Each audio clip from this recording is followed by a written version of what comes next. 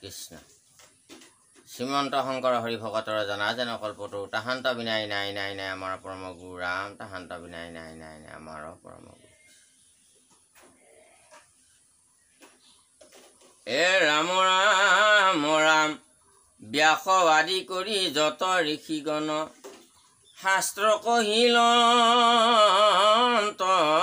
তান সবাৰো সংশয়ী এতেকে চেদই গীতা কৰি প্ৰমাণ মাতৃষে জানয় যাৰ বীৰ্যে পুত্ৰ যেন নজানই আনে ঈশ্বৰ মুখৰ যত বেদ বাক্য এ জানিবা কপাৰে কোনে মাতৃহে জানে যে সন্তানটো আচলতে প্ৰকৃততে কাৰ ঠিক তেনেকুৱাকৈ ঈশ্বৰৰ যিটো বেদ বাক্যৰ যিটো ৰহস্য তত্ত্ব সেইটো ভগৱন্তহে বুজি পায় ভগৱন্তহে তাৰ আদি অন্ত জানে বাকী কোনেও ভগৱন্তৰ এই মহিমাৰ কথা আদি অন্ত পাবলৈ নোৱাৰে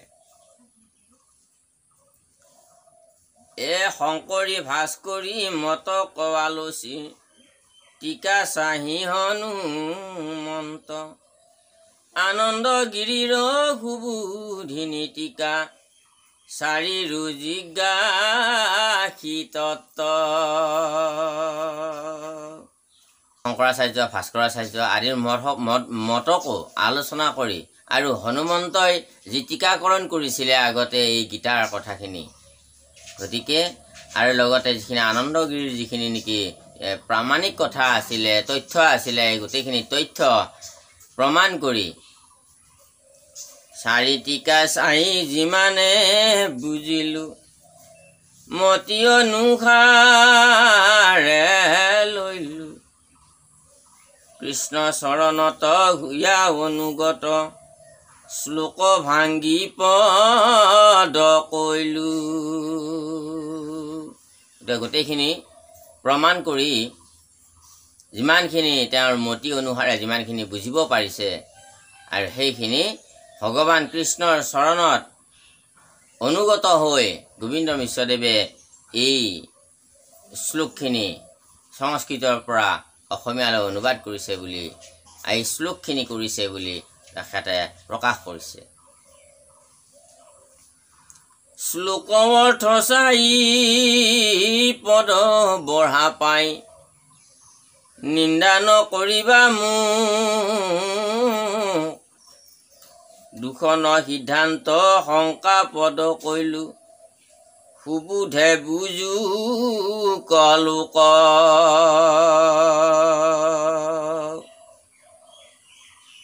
গতিকে সভাসদৰ উদ্দেশ্যি শ্ৰী গোবিন্দ মিশ্ৰদেৱে কৈছে যে শ্লোকৰ অৰ্থ চাই যদি পদ যদি বঢ়া দুটা পায় আপোনাৰভাৱে মই নিন্দা নকৰিব যিহেতু এই তত্ত্বখিনি মই যিখিনি তথ্য পালোঁ গীতাৰ ওপৰত সেই তথ্যখিনি আনি ইয়াতে শংকাপদ কৰিলোঁ হয়তো ক'ৰবাত ইফাল ইফাল অকণমান বঢ়া দুটা হ'বও পাৰে আপোনাৰভাৱে মোক মাৰ্জনা কৰিব এই বুলি কৈছে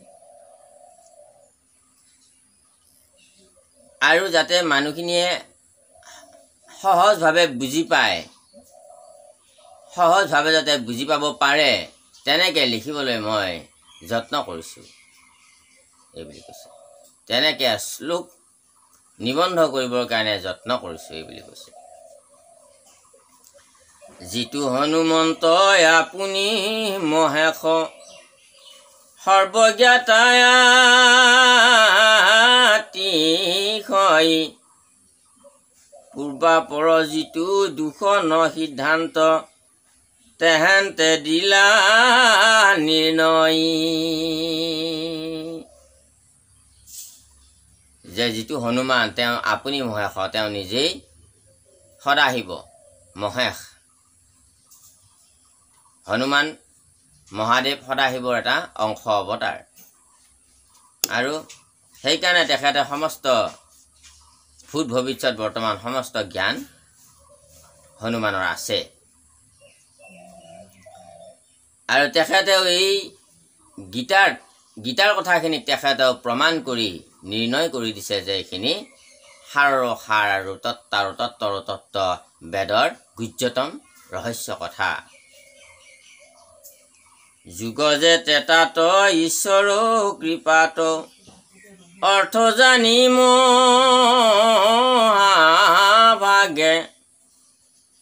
এই ভাষ্য হন্তে ভক্ত হনুমন্তে টিকা কৰিব তয়াগে।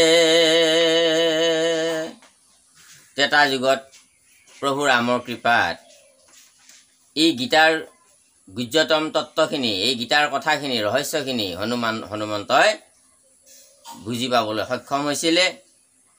আৰু সেইকাৰণে এই শ্ৰীকৃষ্ণ গীতাখন দ্বাপৰ যুগত কুৰুক্ষেত্ৰ ৰণত ভগৱান শ্ৰীকৃষ্ণই অৰ্জুনক উদ্দেশ্যি, অৰ্জুনক লক্ষ্য কৰি লৈ গোটেই জগতখনকে এই বাণী বিলাইছে। অৰ্থাৎ অৰ্জুনক মাধ্যম কৰি লৈ গোটেই বিশ্বকে এই গীতাৰ বাণী তেখেতে দি থৈ গ'ল। আৰু কিন্তু ভগৱান শ্ৰীকৃষ্ণই এই বাণী দিয়াৰ আগতে হনুমানে এই কথাখিনি তেখেতে জ্ঞাত আছিল। পদ্মনেত্ৰ দল ভকত বৎসল ভক্ত বাক্য ৰাখি নিস্তে দাপৰ শেষত কলিৰ বাদ্যত পাৰ্থক কহি। পদ্মনেত্ৰ দল ভকত বৎসল ভক্ত বাক্য ৰাখি নিস্তে দাপৰ শেষত কলিৰ বাদ্যত পাৰ্থক কহিলা কৃষ্ণে। ভকত বৎসল ভগৱন্ত নাৰায়ণ কৃষ্ণই ভকতৰ বাক্য ৰক্ষা কৰি দাপৰৰ শেষত কলিৰ ৰাজ্যত অৰ্জুনক এই গীতাৰ তত্ত্বখিনিৰ কথা কৈছিলে। অৰ্জুন শব্দৰ অৰ্থ হ'ল যিয়ে অৰ্জন কৰে। অৰ্জুনে গীতাৰ শাস্ত্ৰৰ উত্তম গীতা ভাগৱত বেদৰো সাৰ, অৰ্থাৎ সংক্ষেপে কহিলা সেইটো গীতা নামক হৈলা। সংক্ষেপে কোৱাৰ কাৰণে এই সাৰ গৰ্ভ জ্ঞান, বিশাল জ্ঞান ভাণ্ডাৰ সংক্ষেপে কোৱাৰ কাৰণে গীতা হৈছে নাম গীতাখনৰ। গতিকে অৰ্জুনে যিহেতু অৰ্জন কৰিলে মহাজ্ঞান, সেইকাৰণে যিয়ে নেকি এই জ্ঞান অৰ্জন কৰিব তেওঁ অৰ্জুন হ'ব আৰু কৃষ্ণৰ তেওঁ সখা হ'ব। কৃষ্ণৰ সখা হ'লে আৰু তেওঁ পাবলৈ আৰু জগতত একো বাকী নাথাকিব। ধৰ্ম অৰ্থ কাম মুখ্য চতুৰ্বৰ্গ সিদ্ধি হ'ব তেওঁ। দেখা কেনে ভাব ভক্তিৰ প্ৰভাৱ যশোদা ব্ৰহ্ম বান্ধে ৰাধাৰ পাৱক হৃদিত ধৰিয়া গোপীক বহিলা কান্ধে। ভগৱন্তৰ হৃদয়ত আছে দেহটো হ'ল ৰথ, সাৰথি হৈ হৃদয়তে দেহ এই ৰথখন চলাই আছে সাৰথি হৈ। মনটো হ'ল অৰ্জুন আৰু মনটোৱে আত্মাটোৱে যেতিয়া নেকি সখিত্য কৰি দিব পৰা যাব তেতিয়া এই মনটোৱে জ্ঞান লাভ কৰিব, সাৰ গৰ্ভ তত্ত্ব লাভ কৰিব। আৰু ভগৱানৰ লগত যেতিয়া এই মনটো সখিত্য হৈ যাব তেতিয়া আপোনাৰ বিপদ আপদ অসুবিধা ক'তো একো নাথাকিব। শত্ৰু ভয়, ব্যাঘ্ৰ ভয়, আপোনাৰ গ্ৰহ ভয়, নক্ষত্ৰ ভয়, শনি ভয়, ৰাহু ভয়, কেতু ভয় আপোনাৰ একো নাথাকিব। আপোনাৰ সমস্ততে আপুনি বিজয় লাভ কৰিব পাৰিব। কাৰণ ভগৱন্তৰ যেতিয়া আপুনি সখিত্য কৰিব পাৰিব। কাৰণ ভগৱন্তৰ সখীয়েকক সদায় সহায় কৰিছিলে অৰ্জুনক। গতিকে আৰু ভগৱানে সেইকাৰণে সখীয়েকক এই গীতাৰ জ্ঞান দিছিলে। আপুনি গীতাৰ জ্ঞান মানে হ'ল ভগৱানৰ শ্ৰীমুখৰ বাণী। এই মুখৰ বাণী যদি আপুনি জ্ঞান, এই মহান জ্ঞান যদি আপুনি লাভ কৰি লয় তেনেহ'লে আপোনাৰ কৃষ্ণৰ লগত আপোনাৰ সখিত্য হৈ যাব, আপুনি শক্তিশালী হৈ যাবগৈ।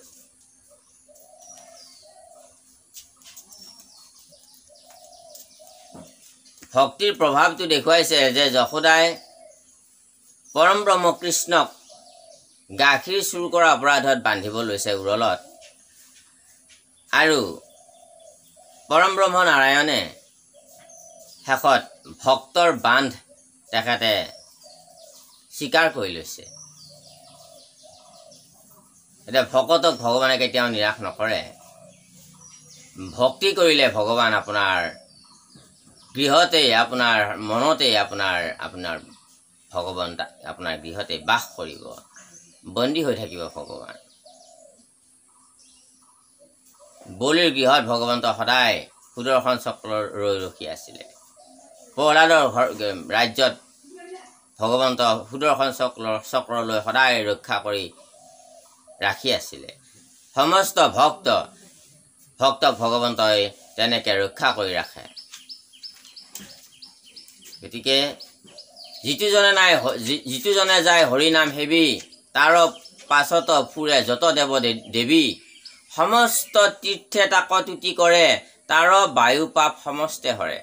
সাধু এজন গৈ থাকিলে, প্ৰভুৰ নাম লৈ যাই থাকে সাধুৱে, আৰু পিছে পিছে ভগৱান গৈ থাকে। কাৰণ আপোনাৰ নামৰ সংগ নচাৰন্ত হৰি, যে যেই নাম সেই হৰি জানানিষ্ঠ কৰি। যেন নিজৰ নামৰ সংগ ভগৱানে কেতিয়াও নেৰে, নাম য'ত ভগৱানটোত। গতিকে ভকতে নাম লৈ যায়, আৰু ভগৱান পিছে পিছে নামৰ পিছে পিছে তেওঁ গৈ থাকে। ভগৱান য'ত গৈ থাকে, ভগৱান য'ত সংগ হৈ আছে, তাত আৰু দুৰ্গতি নাই, তাত আৰু অধোগতি নাই। তাত মুখ্য মুক্তি, জ্ঞান, সন্মান, তাত ধৰ্ম, অৰ্থ, কাম, মুখ্য চতুৰ্বৰ্গ সাধন, ভুকুতি মুকুতি সমস্ত বস্তুৱে মোক লৌ কৰি ঘূৰি ফুৰি থাকে ভকতৰ পাছে পাছে। গতিকে ভগৱান হ'ল ভকত বৎসল। গতিকে যশোদা এজন ভক্ত আছিল, আৰু সেই ভক্তিৰ বলতে পৰম ব্ৰহ্ম কৃষ্ণক আজি বান্ধিবৰ কাৰণে সক্ষম হৈছে। ভগৱন্তই বান্ধ স্বীকাৰ কৰি লৈছে। ভগৱন্তক কেৱল ভক্তিৰেহে বান্ধিব পাৰি, আৰু অন্য প্ৰকাৰে বান্ধি ৰাখিব নোৱাৰি। অৰ্থাৎ ভগৱান কেৱল ভক্তিৰেহে আপুনি তুষ্ট কৰিব পাৰিব, অন্য প্ৰকাৰে নহয়।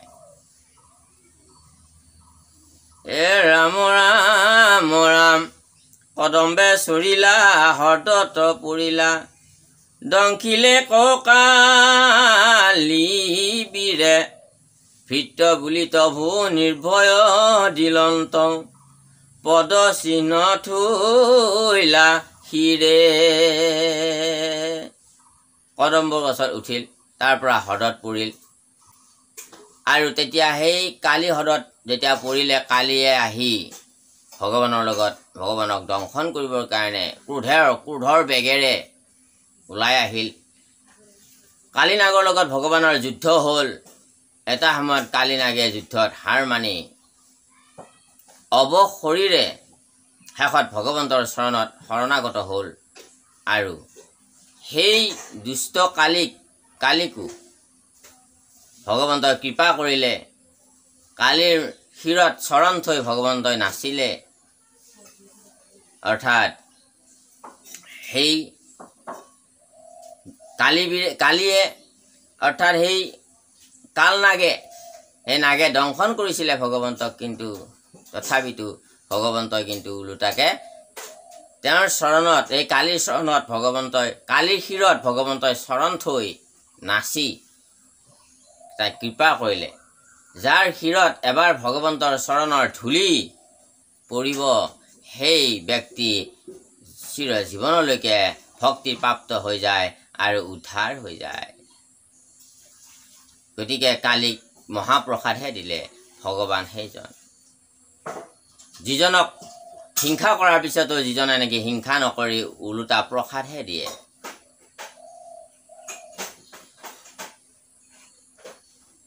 আৰু সেইকাৰণে পদ চিহ্ন থৈলা শিৰে, সেইকাৰণে কালি নাগ কিছুমানৰ শিৰত এতিয়াও এটা ভগৱন্তৰ পদ চিহ্ন থকা বুলি আমি কোৱা হয়।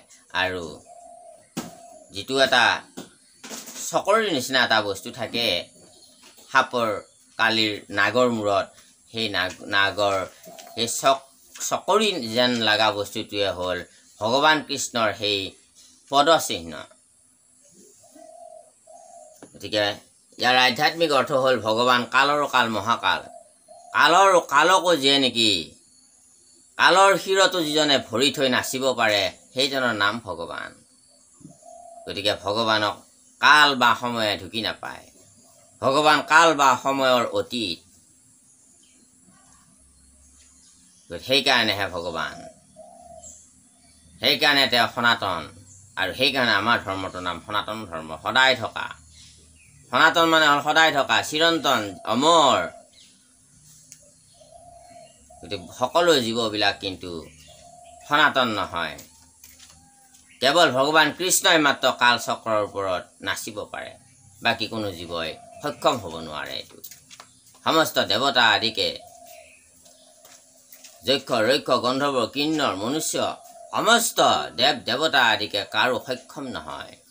কোনেও সক্ষম নহয় কালৰ মূৰত নাচিবৰ কাৰণে, কালৰ শিৰত নাচিবৰ কাৰণে কেৱল ভগৱান কৃষ্ণহে সক্ষম হয়। অৰ্থাৎ তেখেতক কাল মানে সময়, সময়ে তেখেতক পৰিচালনা কৰিব নোৱাৰে।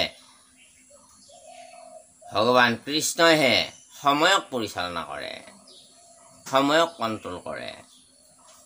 সেইকাৰণে কালৰো পিতৃ হ'ল কৃষ্ণ, যাক কালে ঢুকি নাপায়, যাৰ আজ্ঞা মানি কালে নিজৰ কৰ্তব্য কৰ্ম কৰি আছে, সময়ে নিজৰ কৰ্তব্য কৰ্ম কৰি আছে।